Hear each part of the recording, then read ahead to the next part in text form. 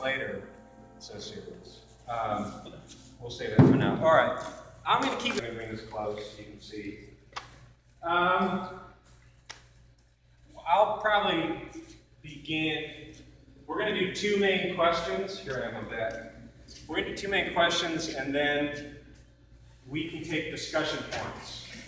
I was assigned this topic. It is called, basically, the problem of evil. Why does God, and I know it's like air conditioning, we just played volleyball, and we're going to talk about evil, you know. I'd like to dedicate this talk to Ben Rice, because it's called the problem of evil. But because Ben is so good, actually, so he's going to be the answer in the end. You know, he will save us, because Ben is a good man. But I do dedicate this talk to Ben. Can I do that on camera? Is that? You just did that on camera. Good. Well, I'll hand these out after. This is something to take home. It goes through a lot of the questions. So you'll have that to come on. All right. Let's begin with a story, real simple, and then we'll go to the chalkboard. So I was in my junior year. I finished junior year of college. I was going into my senior year in that summer between. And a week before, you know how sometimes school sports teams will show up and they'll do conditioning before the school season starts? So a lot of kids were already back out of town for cross-country, for the cross-country team. One of my closest friends, who's now a Dominican, his name is Gregory Pine. Gregory was the captain of the team at the time, and here's how the story goes. The team was practicing. They had gone to a morning mass that morning. They had even got a plenary indulgence like the day before, going to confession, all that stuff. So the kids were in good shape, and they were good kids, and they were like prayerful and everything else. So they drove out about 45 minutes towards Pittsburgh to go to this trail to run, to practice for the team. And on their drive back, this is where the tragedy happens, is Gregory was sitting in the front seat next to his coach. And they had a safe trip home, they were fine. But about half a mile behind them was a car with 5 kids in it. It was an SUV. And it was really, really random. They hit a piece of tire tread. You know, you drive along, sometimes you just see like a piece of tire, like along the highway. Well, they hit the tire in such a weird way that literally the car at full speed went off the highway, went straight down the ditch into the woods, and it crashed right into the tree line, you know. And immediately on impact, the girl in the front seat, Kelly Rogensack, died immediately on impact. Her boyfriend was in the car. Her best friend was driving, you know. So this is a situation where, I mean, people were shocked, you know what I mean? And we even heard, even though I didn't know her, there was just everybody found out, and they were praying, and they were praying. So this is like 3 days before school starts, you know what I mean? And simply put, they called ahead to my friend, Gregory, who was in the front seat of the car. He got the call, and he had to tell his coach next to him that there was a car crash and Kelly died. You know, he had to tell his coach. So he was really broken up by that. But he did it, and then he came back. Anyways, I was out of town, so I came back to Steubenville because I went to Franciscan University.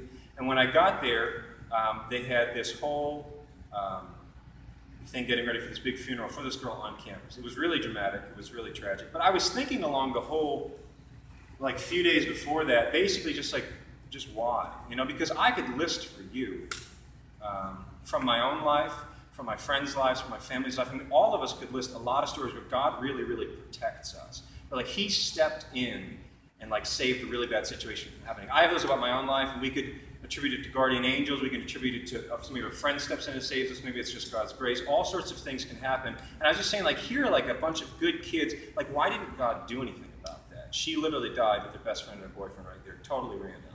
And this is the scene that I want you to remember for the rest of the talk. I came back to campus, and I went to Greg's room because I knew he was like involved. And I walked into the door, and we said, hey, etc. You know, we hugged. Guys can hug, and that's fine. So we did that, and I said, it's good to see you. And then I asked him a question, and I said, Greg, I said, how do you make sense of all of this? You know, I was like, how do you make sense of this? And his response was great because it's honest. He said, I don't. He said, these are some of the times in my life where I have to to stand before the Lord and say, I don't get it, but that's okay. And that's key. He's saying, I don't get it, but that's okay. And so we want to think about that a little bit because we're going to talk, I'm going to keep it brief, we're going to talk about the problem of evil, suffering, etc. And I don't want to begin by saying just like, oh, we got all the answers, I'm going to explain it to you and you're going to go out and understand. Because the fact of the matter is that you could search the whole world and you're never going to find a single person that can just explain it and say, oh yeah, I get it. Everybody still looks at it and says like, yeah, I don't know, I wish life wasn't that way. You know what I mean? And it's not always that way. Life has a lot of like good and beautiful and gentle moments all throughout. It's almost a miracle how much life does hold together. I mean, there's so much that goes right, you know. But when things go wrong, and what Gregory gave is an answer of faith. He gave an answer of faith saying, I don't understand why these things happen, but I still stand before God and say, Lord, you are still good, you know, and to say that I'm here, that's it. I'm here, we're praying, you know. You're reduced to the bare basics of Christianity. We're here praying. We don't exactly know what for, we just do it. So, I want that attitude because whatever we explain, we're going to go into just like 2 questions which will help understand some, the problem of evil. But like I said, it's going to help understand some. Because at the end of the day, yeah, we're all standing before the Lord and saying, I'm here, I don't know, these sorts of things. Okay, first question. You guys have heard these, so there's no surprise. We're going to just write, I won't even write the title, problem of evil, etc. Here we go. So the one we'll begin with,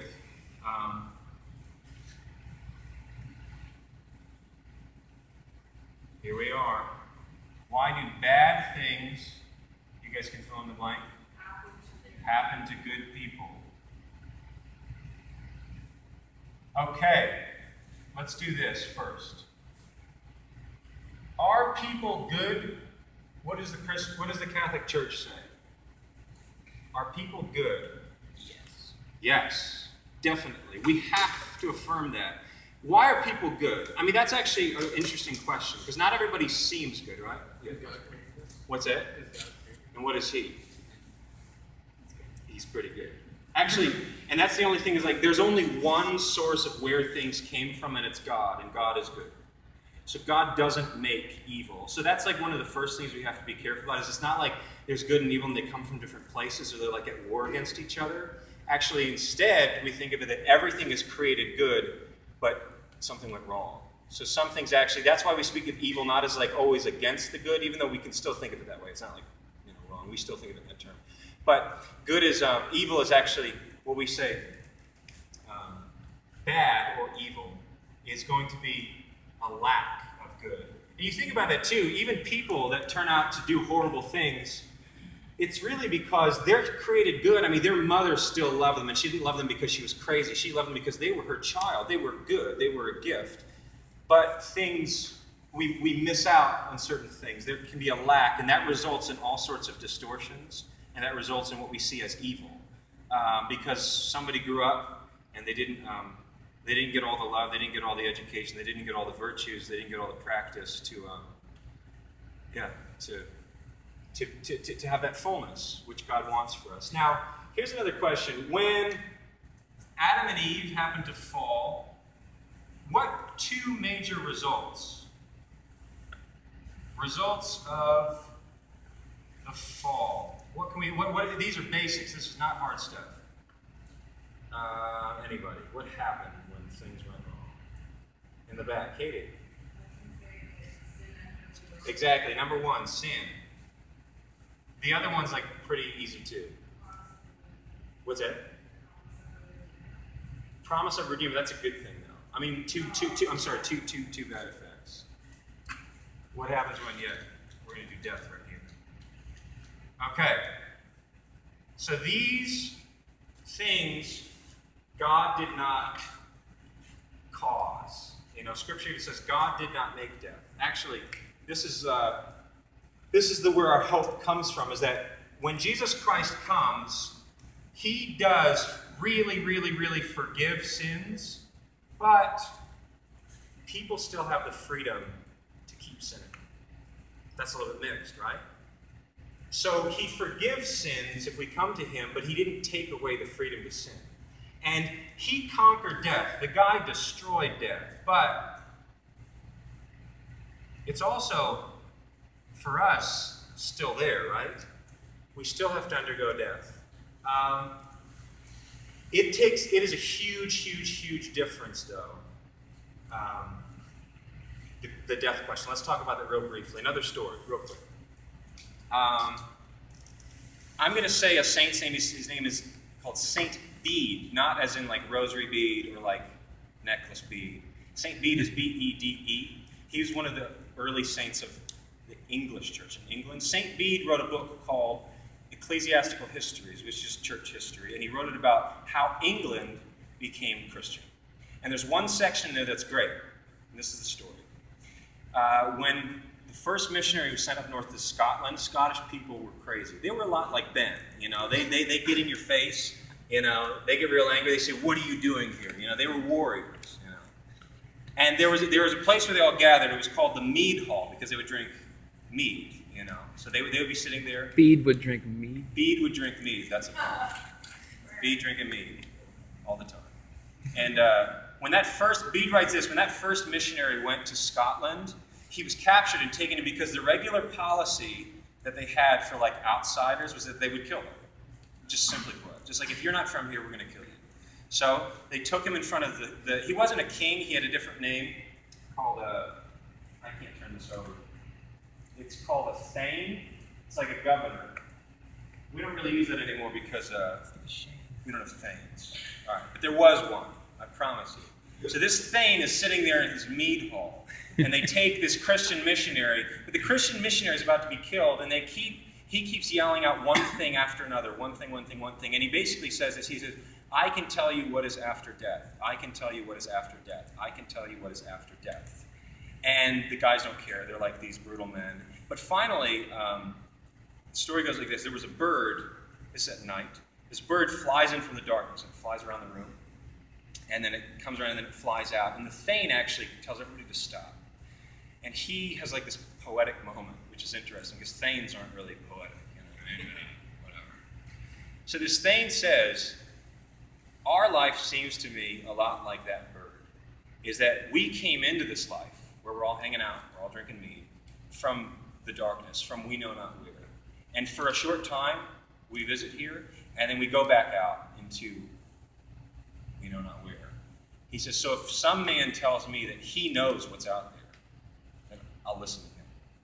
And that began the conversion of all of Scotland, is because somebody said, not just like, hey, what's your happiness, you know, or hey, I have like a new teacher I want to share with you. He said, I can tell you what is after death. Because everybody stopped and said, yeah, we can't tell ourselves that. We don't know. And the only reason he knew is because only one person has ever come back. And he walked into the room, and his name was Jesus Christ. I mean, he's the guy that came back. And only he has the authority then to tell us about it. So that is, in the words of Matthew Kelly, who's a speaker, I said it to Brother Evan, that is a game changer. That's a sports term. I just use a sports term, it's fine. That's a game changer. Is that we can deal with suffering, and we think, you know, this is the only life we've got. And it's horrible to just make the best of it. That's actually that's pretty dark. But you can also deal with suffering, but you know that death isn't the end, and there's a difference there, and the name of the difference is hope. You really can have hope, and so you just don't realize it's all dark, that actually meeting us at the end is God, who is, we found out more things about him. He's a father, big deal. You know, he's not just a judge who's going to like weigh out your things, he's a father. And he loves you, and he's fair, and he's wise, and he made you, and he wants you home. I mean, all that stuff is really, really good news, even though things are so hard now. So that's number one. Like, death really is the death question. We can really say in faith that we can have real hope and real faith that death is not the last word. So that helps a ton. The sin question, God also gives present graces to help us not sin, but we still deal with it because the effects of sin, which are suffering, which are when things go wrong, they still happen. So let's talk about the second question. I'm going to just do this. We're going to flip it around because I don't know how to loosen this. Turn those knobs. You gotta unscrew it. I'm just going to do this. So here's the second question. Actually, I forgot the second question. It's in my notes. Cheat sheet. Perfect. Here's an answer Christians will hear a lot. Ready? Here's the answer. Why do bad things happen to good people? Because God can bring a greater good out of evil. But here's the deal. We're just like, all right, what do you mean? What do you mean he's going to bring a greater good? Go back to Kelly, the girl that died in the car crash. Her funeral was really, really, really moving. It was beautiful. Her best friend came up and gave a eulogy that like brought down the house. Like people were weeping, and it's like a whole college weeping. Her parents were there. They were having a very difficult time, but they were very moved by how everybody at campus came together in faith. And then the part I remember most from that funeral was that there was hope. The first reading was from Wisdom chapter 3. And Wisdom chapter 3 was a perfect reading for that because it basically says this. It says, the just are in the hand of God, and no torment can touch them. No torment can touch them in the hand of God. And it says, even though they're going forth from us seemed like an affliction, it seemed like a great violence,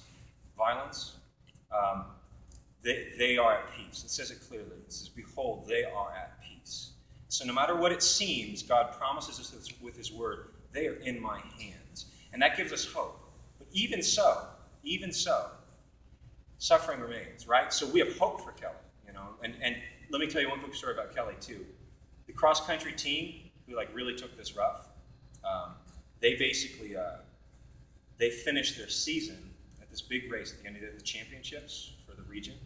And the street where they finished their long race was called Kelly Heaven. You know, they took that as a sign, just to be like wow. And actually, that's one of like 20 signs. But even though there are signs where God encourages us, like it's not so dark, it's okay, she's in my hands.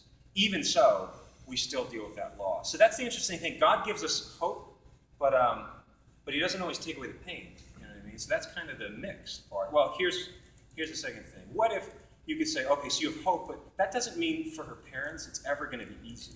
You know, it's never going to be easy. They're going to live with that for the rest of their life, and like God doesn't take that away from them. He can help them. He can help heal them. He can help have them change that into good things, but he doesn't take it away. So what do we mean? If he's not going to bring back the actual person, or if he's not going to like undo something bad that happened to you in the past, what greater good can there be? I just want him to like change things back as they were. Well, we might not like the answer, but it's for real here. The greater good, simply put, is a simple word. The greater word is faith, because we do think the best goods are family, friends, you know, school. Now, school's not one of the greatest goods.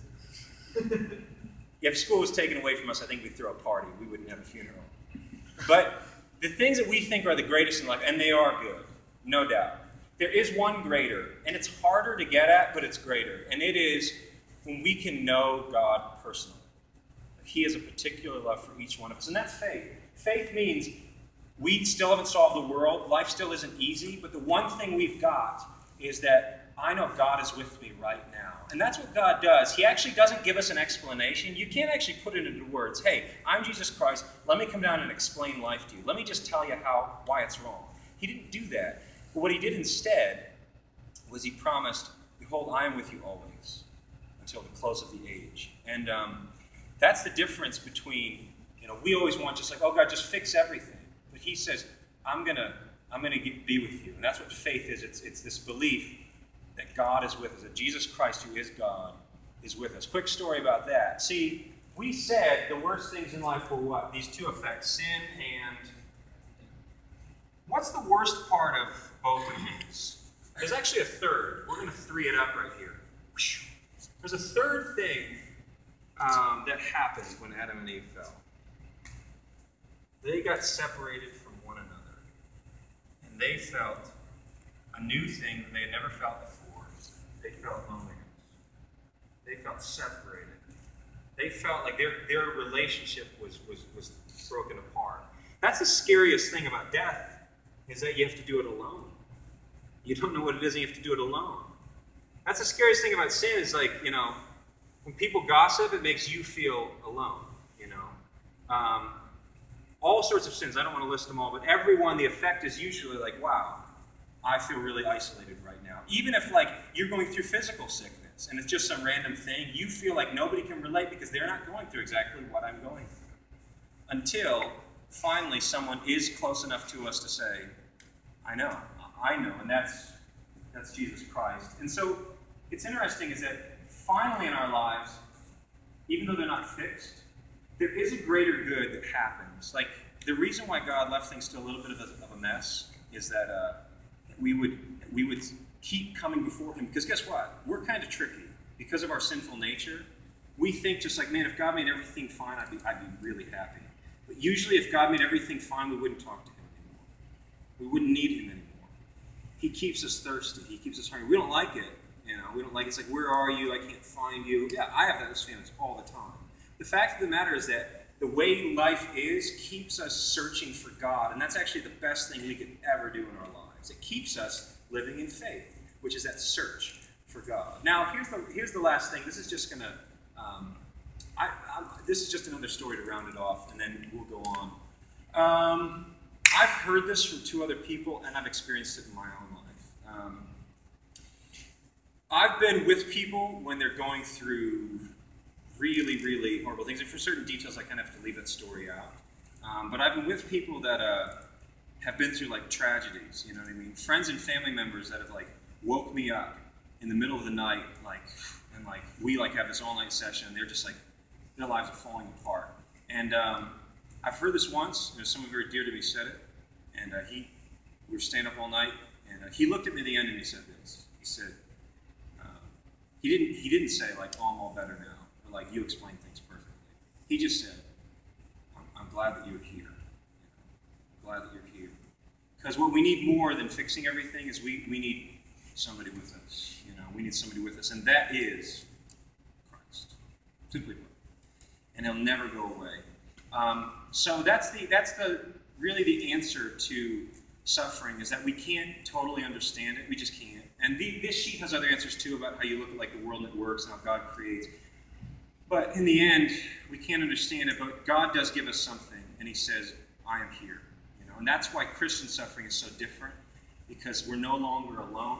We're no longer just bound to death and sin. Now we realize that Christ is here with me, and now I can make it through. Because the only way to make it through death, and the only way to make it through suffering, is if somebody loves you. If somebody's at your side loving you all through it, that's the answer. It's not the one we want. We like, can you also fix it? But He's like, well, if I don't, then it'll actually help you grow. That's the last point, is that suffering's really tough, but suffering also helps us grow. Take the greatest saints in the last century: John Paul II, Padre Pio, Mother Teresa, Teresa of Lisieux. All of these people were just like us, because they struggled, things went wrong. Sometimes it wasn't that bad, sometimes it was really bad. But, life went up and down. But the fact of the matter is that if we have Christ in this life, even though things go wrong, we grow. We go all the way onto, you could really be a real hero. That's what saints are. They're real heroes. People that have gone through so much and said, like Gregory, Lord, I don't get it, but that's okay. I'm here. I'm going to keep coming back. So that's kind of an introduction. I don't want to talk too much more because, I don't know, it's hard, and it's also the afternoon. We just played volleyball. Let's do this, though. I'm going to sing one song, which is going, then we'll do a little Q&A if you want, because we have time. We have a half an hour. Give it up for Brother Tim, please. Thank you. This song is...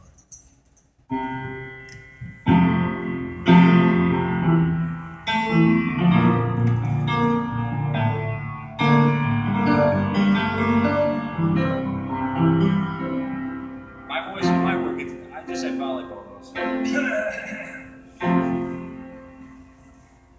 Stay with me,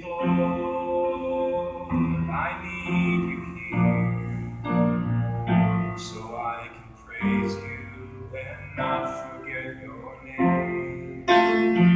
Stay with me, Lord. You know how easily it is that I abandon you. I need your strength because I fall. Show me your will. Stay with me, Lord. Stay with me, Lord. You are my life,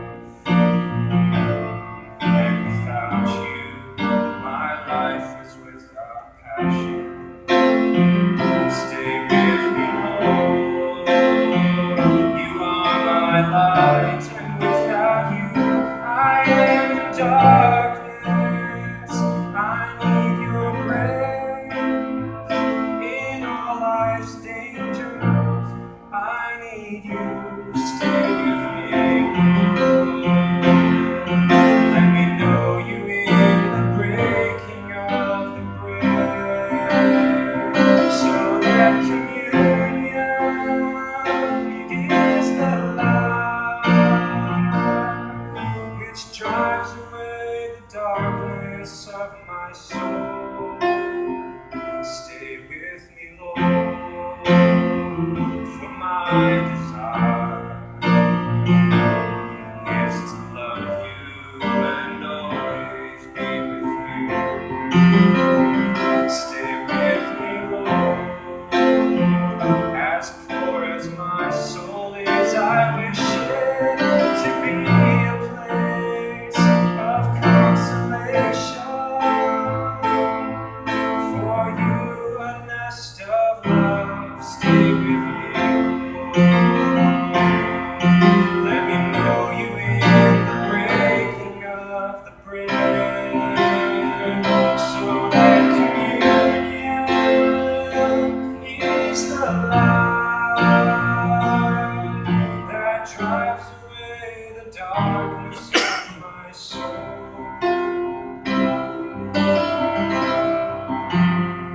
Stay with me, Lord, and at the hour of my death, when I hope that we can be as one.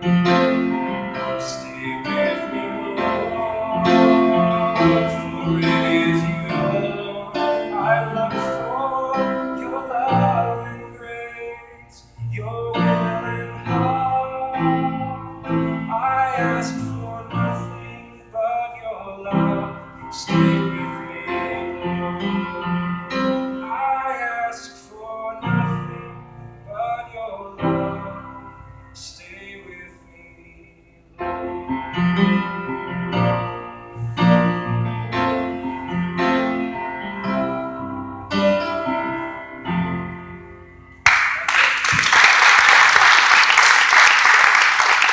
All right, we'll do discussions. You got to pass these things out.